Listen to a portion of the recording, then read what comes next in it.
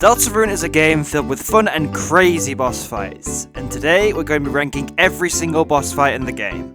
Kinda. There's some fights that the wiki lists as bosses that I'm choosing not to count, and some that it doesn't list that I do count as bosses. I watched a similar video by Project Imada, and the boss battles we both decided to rank were almost entirely different. So I decided to start the video by saying all the boss battles that I will be discussing and explaining why I won't be covering others. This is your last warning for spoilers from chapters 1 through 4. So the boss battles we are covering are K-Round on the board, Clover in Chapter 1, Susie and Lancer, K-Round in Card Castle, Jevil, King, Clover rematch in Castletown, Sweet Cap and Cakes, Birdley on the roller coasters, Birdley 2 on the normal route and the weird route, Spamton, Task Manager in Queen's Mansion, Mouse Wheel, Spamton near the normal route and the weird route, Rules Card in Queen's Mansion, Wire Queen, Giga Queen, Task Manager in Castletown, El Nina and Lanino on board 1, Water Cooler, both ranked together, Shutter on board 2, Rules Card in Chapter 3, E-Ram, Tenor, Roaring Knight, Mike, El Nina and Lanino in Castletown, Jackenstein, Miss Mizzle, Old Man Gerson, Fake Gerson, Titan Spawn, and Titan. My thoughts regarding the first Lancer is that Lancer is a tutorial before the tutorial, so it didn't feel necessary to rank. It's like calling the first Bowser battle in Mario and Luigi a boss fight. As for the forced encounter of regular enemies, I don't feel they enter the territory of boss battles and I wouldn't find it fun to rank them. Before I begin, most of my viewers aren't subscribed. We just recently passed 200 subscribers. Let's try it for 300 next. Wait, what? What do you mean we already passed 300? Seriously, thank you so much for the support of the channel recently. If you're enjoying the content, please just take a few seconds to check if you're subscribed. It helps the channel out so much and allows me to dedicate more of my time to making videos for you all. With all that covered, let's begin the ranking. 36. E-Ram. God, I hate this boss fight. Yes, it is purely because I'm bad at it. I think the reason I hate it is because I feel the game doesn't accurately prepare you for the fight like the other bosses in the game. There are many boss fights that prepare you well for future fights, but for me, E-Ram just feels like a huge difficulty spike compared to everything that came before. I can already see the comments preparing to tune me out for this reasoning, but I'll get back to that when I cover a certain other hard boss fight. 35. El Nina and Lanino, Castletown. So this fight already bothered me by the fact that you can't do the Chapter 2 challenges in Chapter 4, and that there's nothing in the game that warns you of this. But I also dislike this fight for a reason that is unique to me. I play Deltarune as a pacifist. I only attack when I don't have another option, or the character I'm fighting is someone who deserves it and there isn't any consequence to fighting. So when I realised this fight was easier if you just used the fight option, and that there was no unique attacks for defeating one of them, and the battle just ended, I felt disappointed. I guess I was just expecting more from these two. 34. Sweet Cap and Cakes. This boss fight feels like a tutorial and not in a good way. I just really prefer when tutorial fights still feel fun in their own right. This fight just helps to teach you S action and R action, and while there are some funny stuff from the speedrun in this battle, it's not enough to say the position it's getting. 33. Fake Gerson. This fight just doesn't interest me from a gameplay perspective. It sort of feels like it overstays its welcome and feels close to a puzzle instead of an actual boss fight. There was so much more potential for a battle against the Fake Gerson. The story after the battle is amazing though, really makes me want to practice voice acting for Ral's sake. Mainly because I think I could pull off his voice if I practice it enough. 32. Shudder. Making a regular enemy into a boss that you just fight earlier is usually pretty interesting, but I'm just bad at fighting Shudder and I don't like it. Also, the fight feels like it drags on for way too long. I really don't like when mindless sparing is faster than using your axe, because the axe are funny in this game. 31. Task Manager, Queen's Mansion. The first fight here that I actually enjoy, but even then I have my issues. I'm not a huge fan of the fact that you can skip this fight. Sure, the quiz is fun, but I'd much rather use the actual combat over a simple memory test. I think I've made my preference clear that I like bosses to feel more like battles rather than puzzles. 30. Mouse Wheel.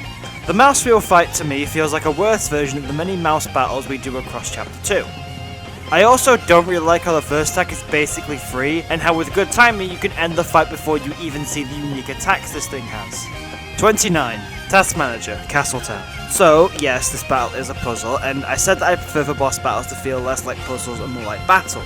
But I do give this one a bit more slack since it is optional. Still doesn't change that I'm not a huge fan of this battle. Love the character of Task Manager though, it's such a great idea.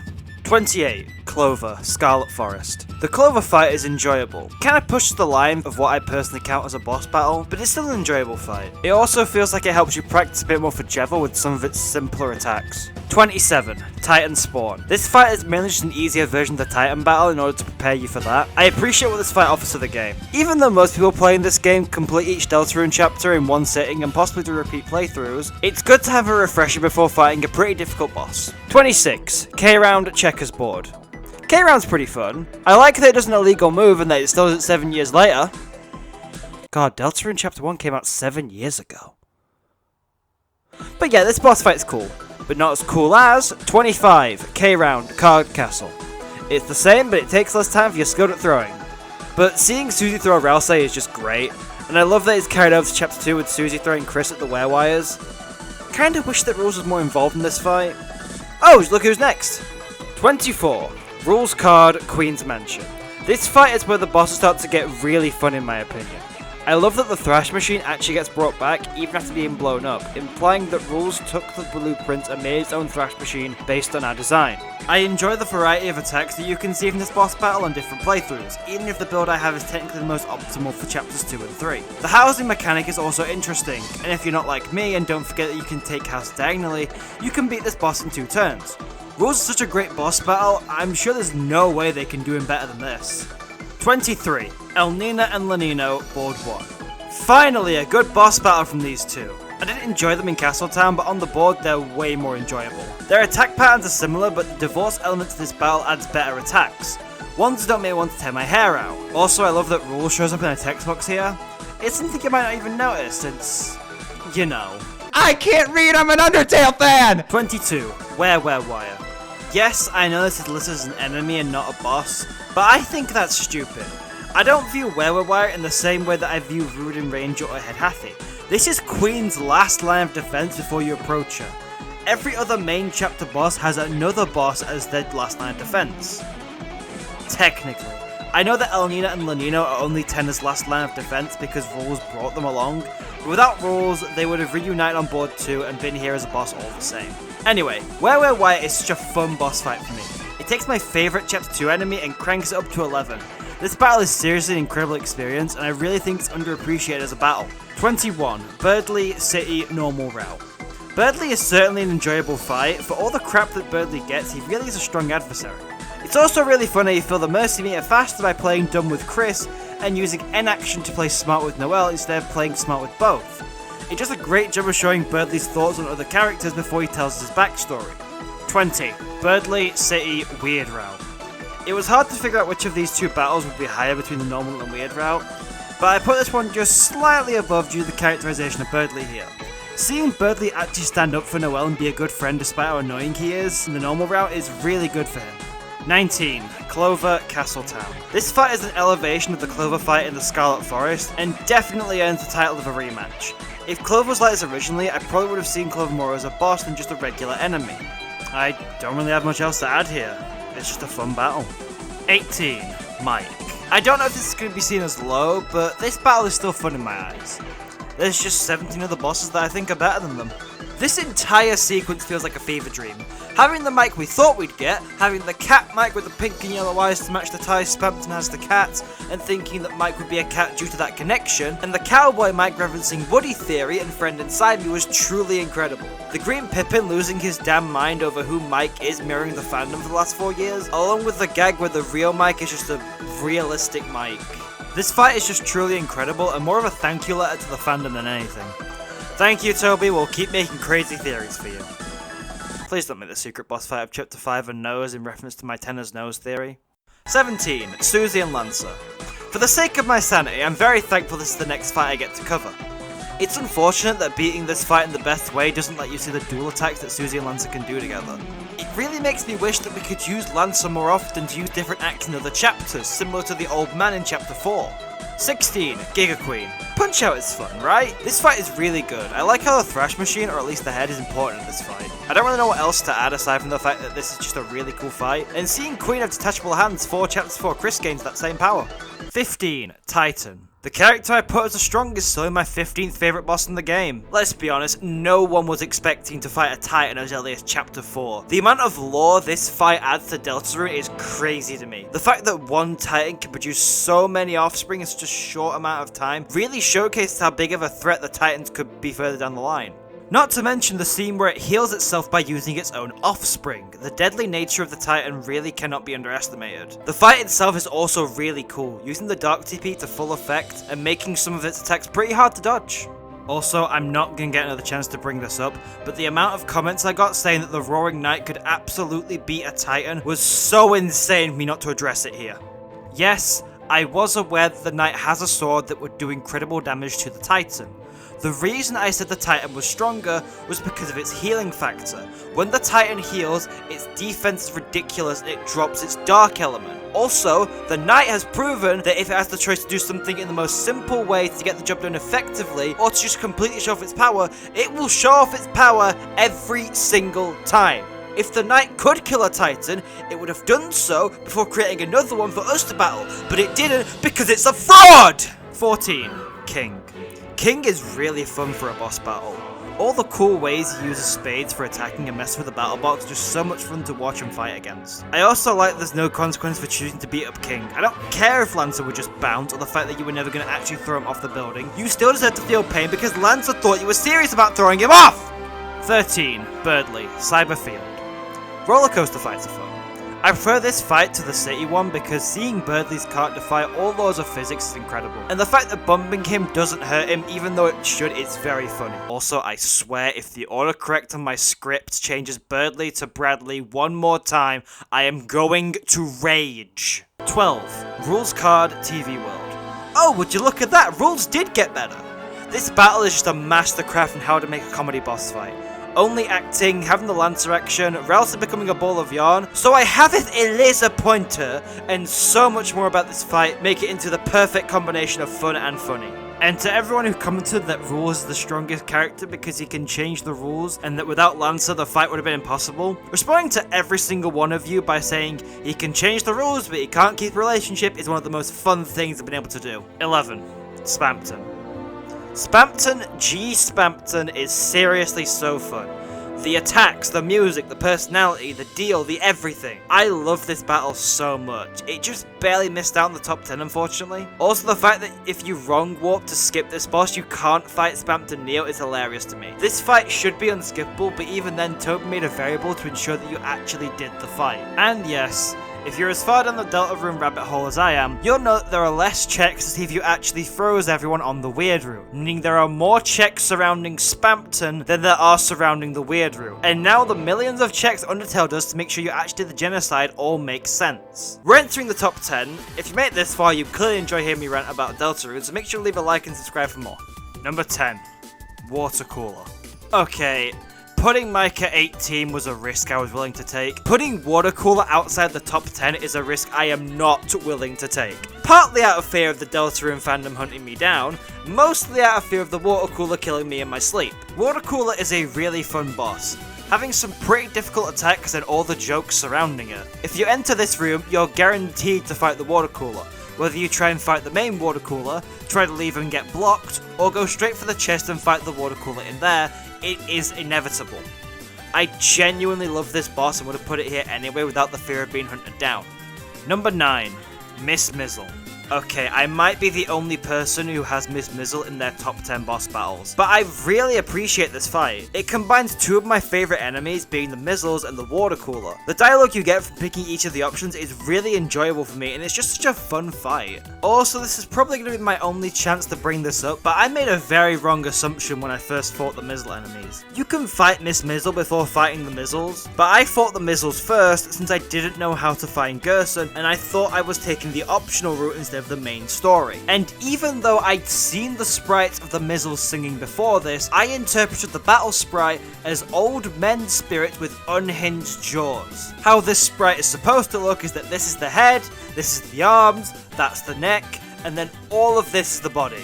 But how I saw it was that this is the upper head, all of this was the jaw, here was the neck, and then this was the body. You might have thought that my perspective would have changed after fighting Miss Mizzle, but no. My reaction to Miss Mizzle was that this was a Mizzle without an unhinged jaw. It took me until I was recording footage for this video to make the realization of what the Mizzles actually look like. I mean, I don't know why any of you would expect the mind behind Tenna's nose theory to be sane enough to interpret this sprite properly. Number 8. Spamton Neo Normal Route. The first secret boss in this list. Technically. We don't mention Eram. Spamton Neo is all the fun of Spamton turned into a difficult boss battle. Even in a serious fight where Spamton is freaking Chris out, there are a lot of funny jokes. The "it's for me" phone call and the lack of an audience are really funny to me. And my god, the music! I am so frustrated that I can't play the song in this video because of how strict YouTube's copyright system is. Also, to point out a random fact that you may not have realized, but Spamton is comparing himself to Tenna when he said he's not big enough. Please don't clip that out of context. Number 7. Spamton Neo Weird Route. Yeah, I only slightly view this fight as better. It's a much harder challenge compared to him in the normal route, and it adds some interesting lore implications to Chris and how strong they really are, given how Cross Slash basically comes out of nowhere in this fight. Makes me excited for a Weird Route Chris boss battle, assuming that can actually happen. Number 6. Queen. Queen is such a great boss fight. I love everything about this. The acid, the chair that she sat on that floats, Bradley hanging from the ceiling by a plug and being forced to use his attacks, Susie throwing Chris, the fact that Red Buzzer does so much damage to the shield, and most of all, the Family Guy funny moments. Also, Attack of the Killer Queen is such a great theme. Toby Fox is great on his own, so seeing him collaborate with other artists was just a recipe for an incredible banger. Number 5. Tenna. This fight is just so good! How do you make the perfection that was the Queen boss battle and top it so many times? Tenna's normal attacks are already fun, but the physical challenges just elevate this fight to a whole new level. Dodging fire, shooting bullets, making music, dodging bullets, riding a horse, it's all here for you to enjoy. The final attack constantly flipping between the many different minigames is also incredibly fun. I love this fight so much. I really wish I understand how Toby crafts such an amazing... Alright, fine Jack, I'll stop stalling and move on to covering your fight. Number 4. Jackenstein. So around 30 places ago, I discussed how Sweet Cap and Cake felt like a tutorial in a bad way.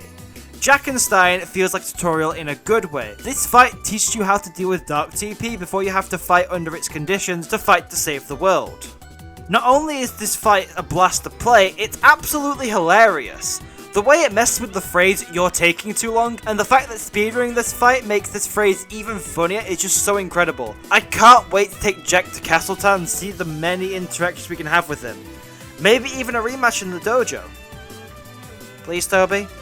Number 3. Jevil. The fact that Jevil is still so high on this list speaks volumes to how good this fight is. Jevil is a masterclass in how to make a challenging boss fight early in a game. Give him difficult attack patterns and make him target your most frail character to break your strategy. And the fact that the reward for beating Jevil through sparing is still good even in Chapter 4 makes this fight even more enjoyable to play through. Before Chapters 3 and 4, Jevil was my absolute favourite boss. Sadly, he's been dethroned by 2 incredible battles. Number 2. The Roaring Knight. If you had Battling the Roaring Knight on your Deltarune Chapter 3 bingo card, I don't believe you. This fight shocked everyone to their core. The aura this character gives off is truly incredible. The insane attacks, the battle box shattering, the low damage you do to them, everything about this fight is done just so perfectly. And I have to congratulate everyone who tried to beat the Roaring Knight before playing Chapter 4. I have to take my hat off to you. I could have never had the patience. For the comments who may be chewing me out for putting a huge difficulty spike so high up, this is different to Eram. Eram felt like a hard boss where we hadn't fought a boss like that before, whereas the Knight feels like an elevation of the battle system. If that bothers you, then shut up, it's my ranking.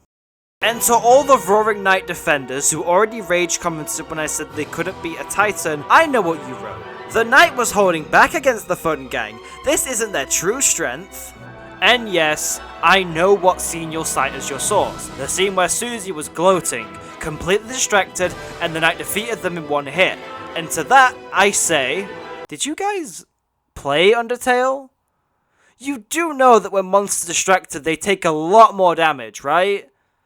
Like, I know Undertale isn't Deltarune, but a lot of the lore and mechanics of both still apply. You guys really aren't beating the allegations. Not the path! To be fair, neither am I. I can't read either.